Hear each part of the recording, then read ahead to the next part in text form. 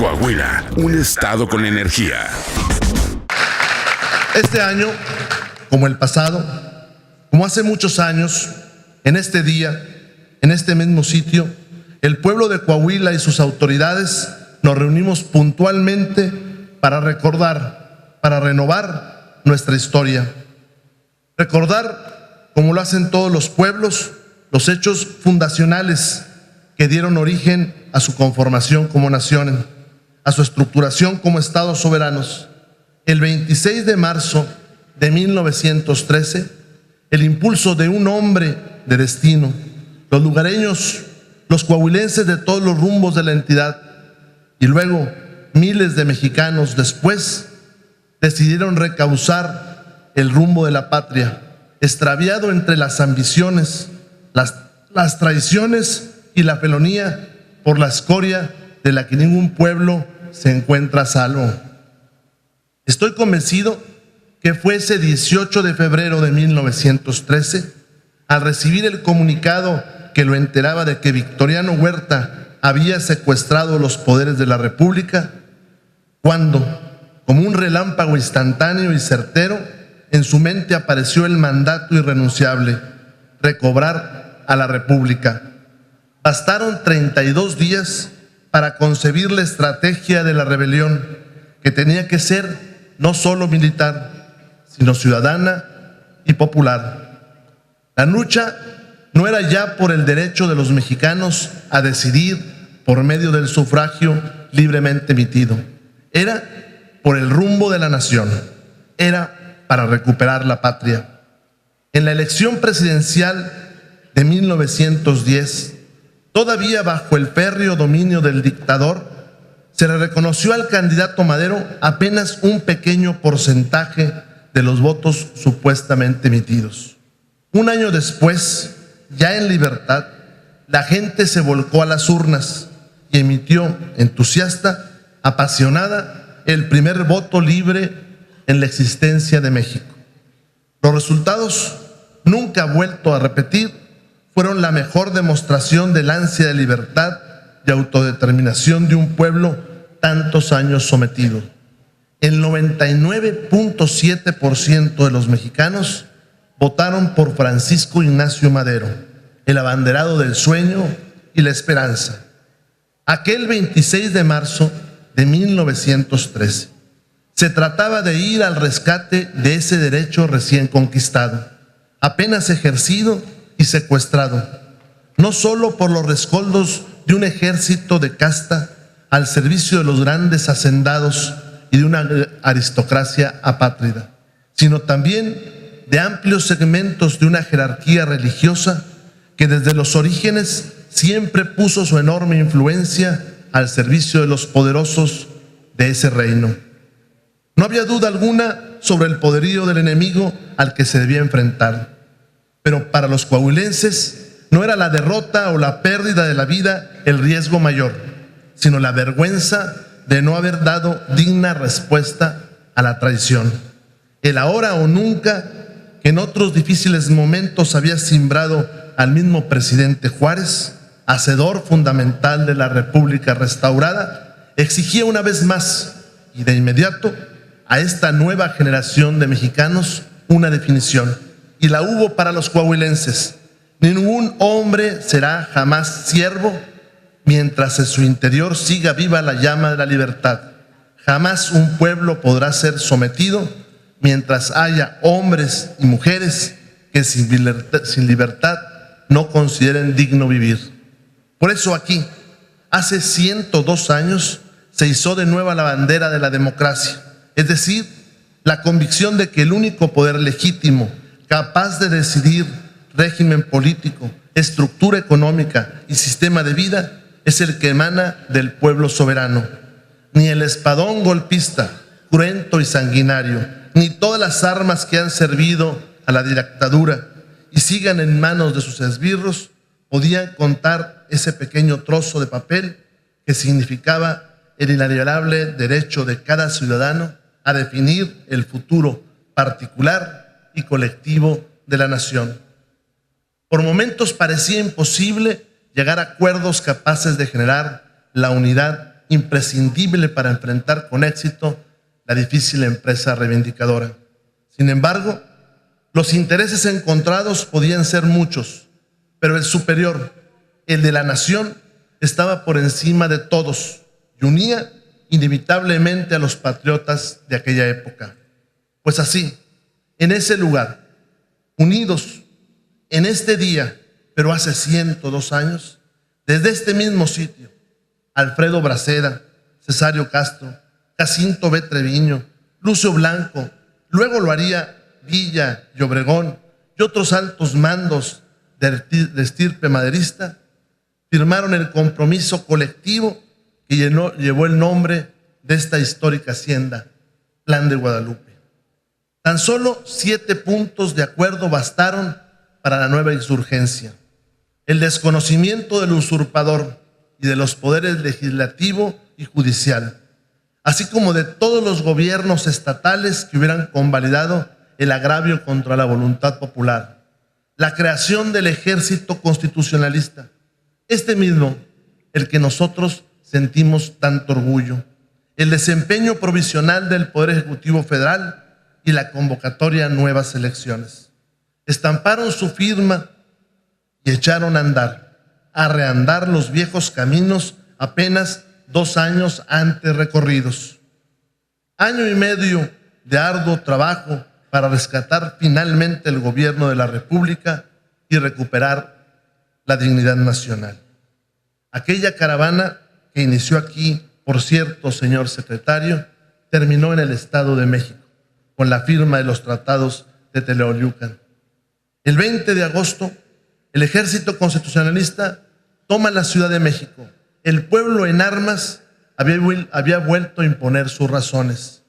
Cuentan las crónicas que al frente, montado en un caballo azabache de gran alzada, iba el hombre que jamás aceptó grado militar alguno, porque no consideraba haberlo ganado. El que nunca se ostentó como presidente de México hasta que constitucionalmente los mexicanos así lo decidieron. Su nombre lo coreaban en todas las calles de la capital y lo repetían con un eco emocionado en el pueblo y en la ciudad: Venustiano Carranza. Y los coahuilenses decimos con orgullo: él es uno de los nuestros.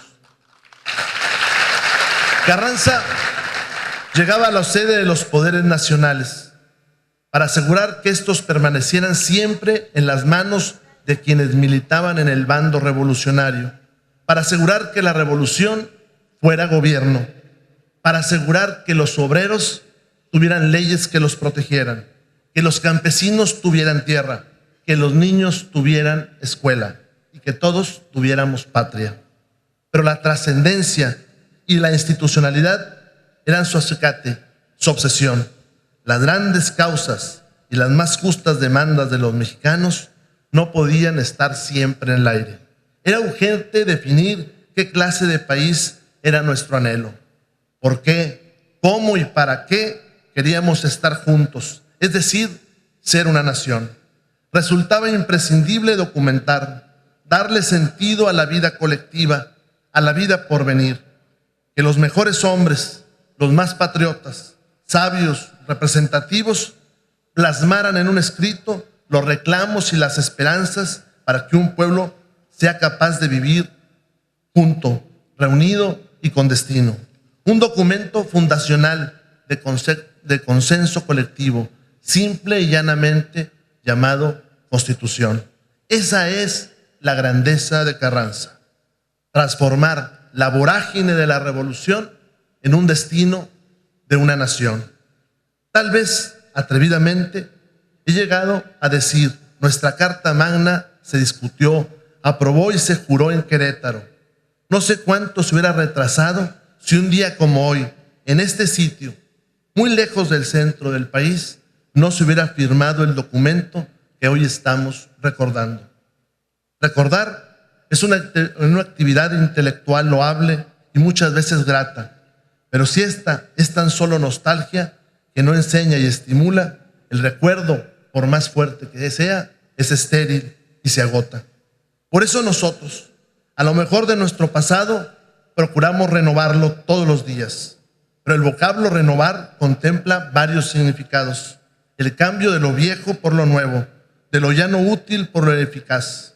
No es esta la acepción que rige nuestro propósito. Queremos renovar, pero para fortalecer, para vitalizar y dar un sentido de actualidad a viejas razones, para retomar y dar nuevo impulso y plena vigencia a principios en los que están enraizados los gobiernos herederos de esa corriente histórica que conocemos como Revolución Mexicana. Porque la revolución nos cambió, nos hizo un país de todos, no un país de unos cuantos. En nuestro empeño por recordar y renovar, se inscriben las reformas para que la legislación electoral facilite la expresión y la representatividad de todos los sectores sociales. Pensamos que la primera obligación de un régimen democrático es garantizar la participación de todas y todos en el debate y la toma de decisiones de cuanta cosa pública nos compete a todos. En nuestro Estado, cada ciudadano tiene un valor y ninguno vale más o menos que sus pares. Esta es la premisa que sustenta asimismo la campaña permanente de nuestro gobierno para lograr una efectiva igualdad de género, que rebase los textos y las declaraciones, que así como avanzamos en los ámbitos de gobierno y la administración pública, permeen los lugares de trabajo, de estudio, del arte, la ciencia y el deporte, y sobre todo en ese territorio tan entrañable que es el hogar. El respeto irrestricto a la diversidad, a las diferencias en cuanto a creencias religiosas, militancias políticas e ideológicas, concepciones filosóficas y orientaciones afectivas y sexuales, son normas que hemos impulsado desde el inicio de nuestra administración, porque Coahuila, si lo queremos en paz, debe ser de todas y de todos. En nuestra aspiración, que el respeto de la otredad sea la manera sana, fraterna y feliz en la que nuestros hijos se desarrollen como personas de bien, está el propósito de tener un Coahuila mejor. En la entidad, a las organizaciones de la sociedad civil y a los medios de comunicación masiva se les escucha y se les atiende. En las decisiones que a la autoridad corresponda van siempre consideradas sus opiniones, sean estas vertidas respetuosamente en cualquier sentido. La conciencia de los gobernantes de que nosotros somos tan solo mandatarios y no mandantes implica que ninguna acción gubernamental de interés colectivo pueda ser intencionalmente sustraída del conocimiento público. Todo acto de gobierno debe estar abierto al escrutinio ciudadano. La Ley de Acceso a la Información Pública y Protección de Datos Personales, presentada ante el Congreso por el Ejecutivo, ha sido considerada por los especialistas en la materia, los juristas y los académicos, como una legislación de avanzada que contribuye de manera singular a la ampliación de la vida democrática, la participación social y la gobernanza responsable. La paz social, la tranquilidad y seguridad pública, la convivencia civilizada y armónica pasan por la fortaleza de las instituciones y por la preservación a toda costa del Estado de Derecho. Lo que al respecto hayamos conseguido en nuestra entidad no hubiera podido ser logrado sin el apoyo decidido y permanente del Gobierno de la República, pero sobre todo del presidente Enrique Peña Nieto. Señor secretario, muchas cosas apreciamos del gobierno del señor presidente de la República, pero hay una que es muy valiosa: la coordinación que hoy tenemos. Sin esa coordinación, sin esa voluntad de cooperar con nosotros, sin la clara determinación de que este país es de todos y que se puede trabajar con todos, y es esa convicción que tiene el presidente Peña, hoy no pudiéramos decir que vivimos en un estado más tranquilo. Dele usted al señor presidente no solo nuestro saludo, sino la gratitud de todos los coahuilenses. Cada vez que logramos la recuperación plena de un barrio, un parque y de calles, más convencidos estamos de que enfrentar a la delincuencia organizada no puede intentarse aisladamente.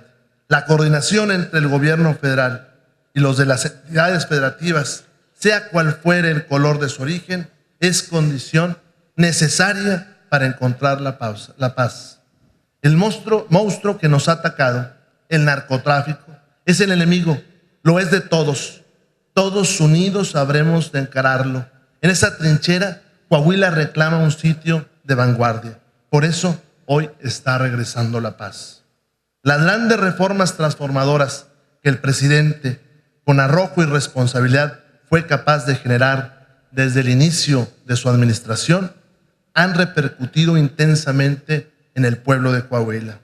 Hoy, señor secretario, tenemos más empleo, más formalidad, y se están notando las reformas en la baja de las tarifas eléctricas y de telefonía. Pero sobre todo, señor secretario, con las reformas del señor presidente, tenemos un mejor horizonte. Juntos vamos a trabajar para que eso que está plasmado allá se convierta en realidad. Por eso, a nadie asombre que durante estos 3 años en Coahuila nos hayamos esforzado en acompasar nuestro paso al impulso renovador que desde el inicio de su encomienda imprimió el presidente Peña Nieto a su administración. Los pies bien plantados en el difícil y conflictivo presente y la mirada y los audaces proyectos allá, en el país que los mexicanos del mañana queremos todos para ellos. Señor secretario, regrese a sus tareas con una convicción. En el proyecto México, como los hombres de aquel 1913, todos los coahuilenses hoy vamos juntos. Gracias.